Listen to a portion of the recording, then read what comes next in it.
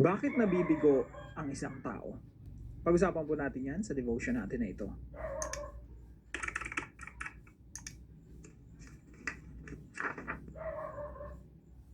Magandang araw po sa bawat isa sa inyo. Welcome back to our 365 Daily Devotions, Bible Characters Edition. So pag-usapan po natin yung buhay ni Eva at Adan. So mga ilang araw rin po ito.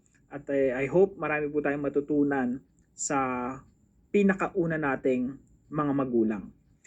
So, bago po tayo magsimula, gusto ko pong mabatian ng happy birthday si Sister Melanie. Hello po sa iyo kapatid. And of course, happy birthday din kay Sister V.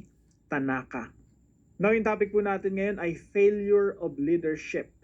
Failure of leadership. Sabi po sa Genesis chapter 2, verses 15 through 17, the Lord God took the man and put him in the Garden of Eden to work it and take care of it. So si Adan po during this time ay inatasan ng Diyos. Ang kausap po dito ng Diyos ay si Adan. Pakatandaan po natin, no? The Lord God took the man and put him in the Garden of Eden to work it and take care of it. So si Adan po yung may misyon. Siya po yung inatasan ng ating Diyos. At yung babae po nilikha para suportahan si Adan upang gawin ang pinapagawa ng Diyos. So, pakatandaan po natin, ganun po yung order, no? Ang babae, hindi pwedeng suportahan ng isang lalaki kung ang ginagawa naman ng lalaki ay salungat sa Diyos. Dapat ang ginagawa ng lalaki ay yung kalooban ng Diyos para suportahan ng babae. So, verse 16, and the Lord God commanded the man, you are free to eat from any tree in the garden, but you must not eat from the tree of the knowledge of good and evil.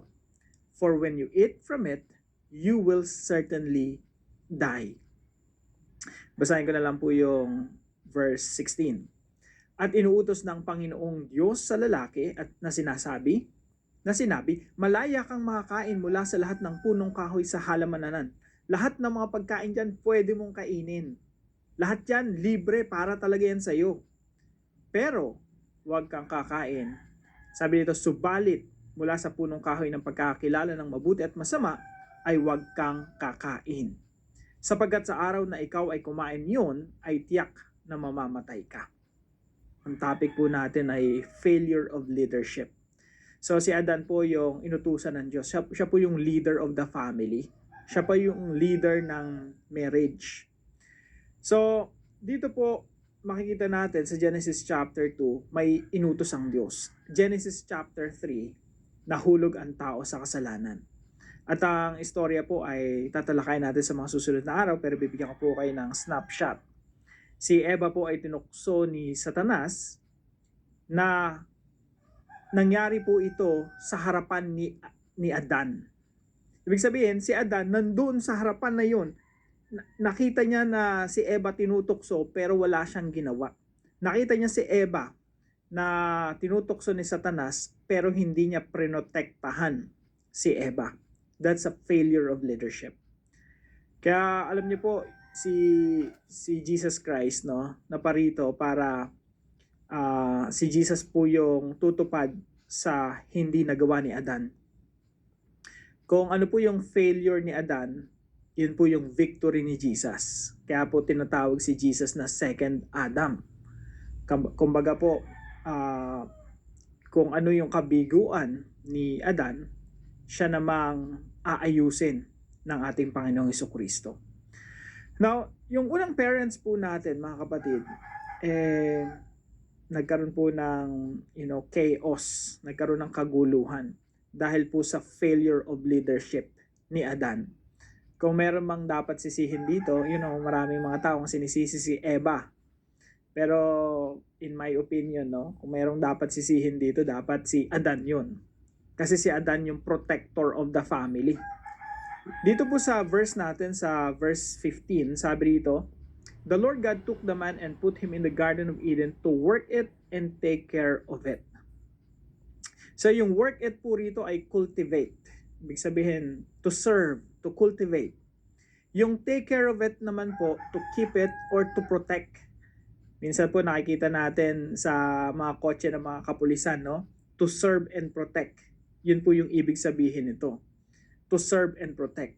Si Adan dapat yung magpupulis kay Eva. Siya dapat yung magproprotekta kay Eva.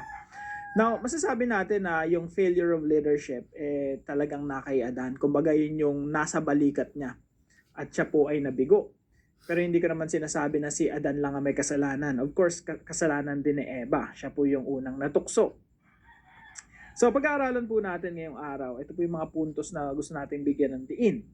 A man fails when ang isang tao po ay nabibigo. Applicable po ito sa babae at lalaki. Pero ang emphasis po natin dito ay sa isang ama at sa isang tatay o sa lalaki. A man fails when, number 1, he does not live up to his identity. Ang isang tao po or isang lalaki ay nabibigo po o nagfe-fail kapag hindi po niya ipinamuhay yung identity na binigay sa kanya ng Diyos. Again, yung identity po ni Adan dito, siya po yung protector of the family, protector of the creation. In fact, ang sabi nga ng ilang mga nag-aaral ng Biblia, mga Bible scholars, si Adan po ay king dito, smaller king. Of course, God is the ultimate king, the suzerain king.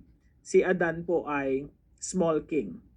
Basically, he's the ruler of the earth. Siya po yung ruler dito sa creation. At mas mataas po siya sa serpent, dun kay Satanas. Kaya nga sabi ng ilang mga Bible scholar, dapat ang ginawa ni Adan dito, dinurog niya yung ulo ni Satanas Kasi may authority siya kay Satan. Ito po yung kadahilanan kung bakit ang ating Panginoon Jesucristo ay naparito upang siya ang dudurog sa ulo ni Satanas kasi nag-fail si Adan. So, a man fails when he does not live up to his identity. Kung ano yung identity na binigay sa inyo ng Diyos bilang ama, bilang tatay, bilang husband, kapag hindi mo na pagbuti yan po yung failure natin mga lalaki, no? When we don't live up to our God-given identity.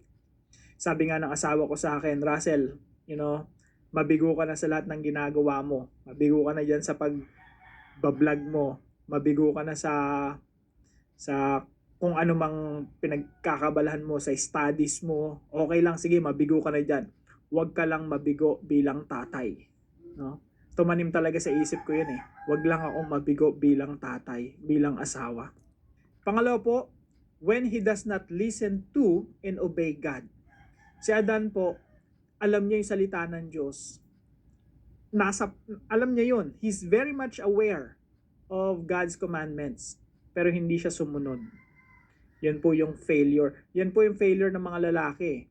Kapag hindi natin sinunod ang Diyos. Tandaan natin, mga leaders tayo.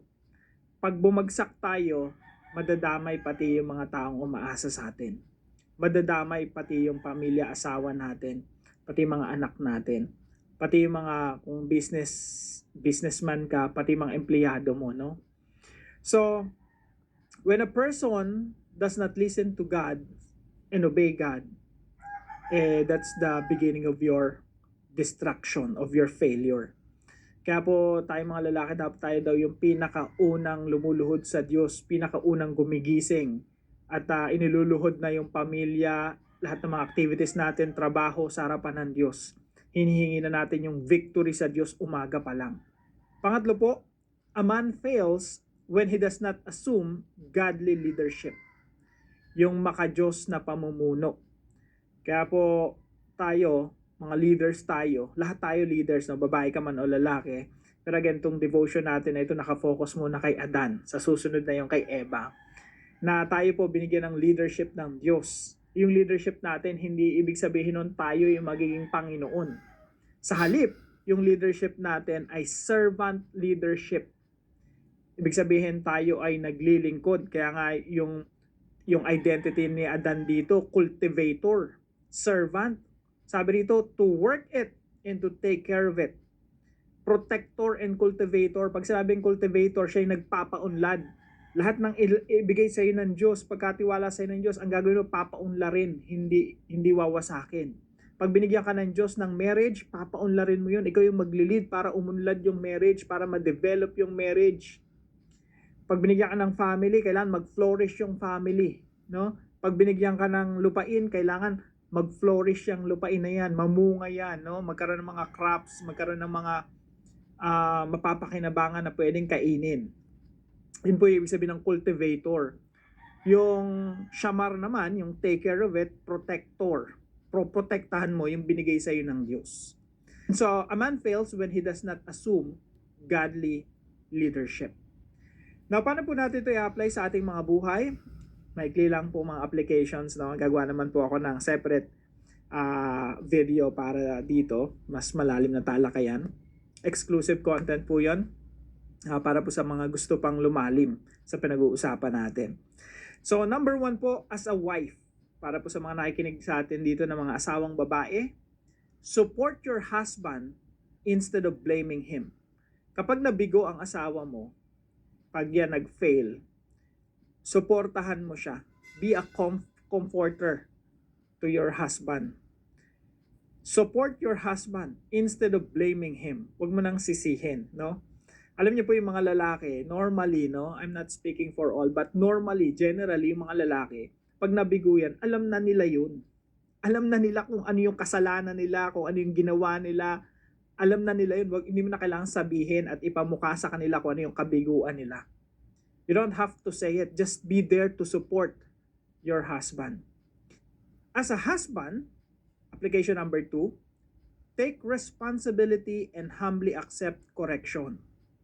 Ito naman ang problema ng mga husband, mga lalaki, no? Nagkamali na nga, ayaw pang umamin. No? May mga prinsipyo kasi yung mga lalaki, kahit anong mangyari, huwag kang pauhuli.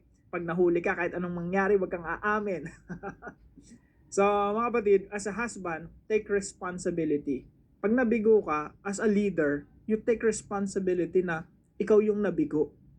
Kasi pag hindi mo inamin yan, you don't take responsibility, walang mangyayari.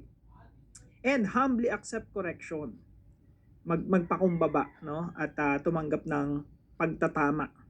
Lalo na pag tinatama tayo ng ibang tao. Pangatlo po, as parents, dito naman para sa mag-asawa, work together as allies, never as enemies. Never treat each other as enemies.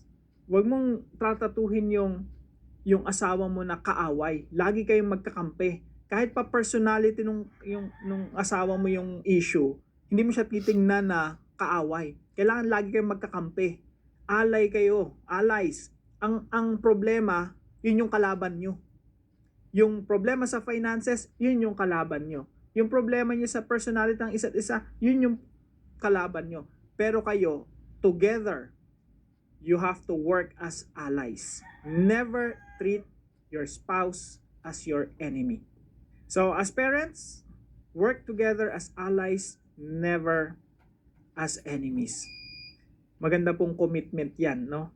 Alam niyo po sila, Eva at Adan, right after the fall, nahulog sila sa pagkakasala, nagsisihan pa sila. You know, imbes na si Adan, he took responsibility, sinabi niya pa na, si Eva kasi, sinisi niya pa si Eva, no? Tapos si Eva, wala namang, ang masisi niya na lang si Satanas, no? Si Satanas, wala nang masisi. Tandaan natin, hindi tayo magkaaway, no? Ang kalaban natin yung mga issues, yung mga problema. As parents, work together as allies, never as enemies. Now, para po sa ating discussion, why do you have to work as allies rather than as enemies? Magandang pag-usapan yan mag-asawa, no? Bakit never yung tratatuhin ng isa't isa na kaaway, kundi laging kakampi, no? Kaya nga kung ganito yung attitude natin, never tayong hahantong sa sigawan. Kasi nga magkakampi kayo eh. Iba yung kalaban nyo eh. Never kayong hahantong sa pagsisipaan at pagsasampalan at pagliliparan ng mga plato. Kasi nga magkakampi kayo. Ang issue nyo, yun yung pinakakalaban nyo. At dapat yung harapin, magkasama. So pag-usapan niyo po yan bilang mag-asawa. Maganda pong topic yan. Tayo po yung manalangin. Lord God, Adam's story reminds us how easily we forget who we are and what you call us to be. Forgive us for the times we did not live up to our identity, for hearing your word yet not obeying, and for failing to walk in godly leadership together. Teach us to listen with humility and obey even when it is hard. Give husbands courage to lead, wives grace to support, and parents unity as allies, not enemies. Shape our home with your wisdom and love. Strengthen us by your Spirit and lead us back to your design. In Jesus' name, amen and amen.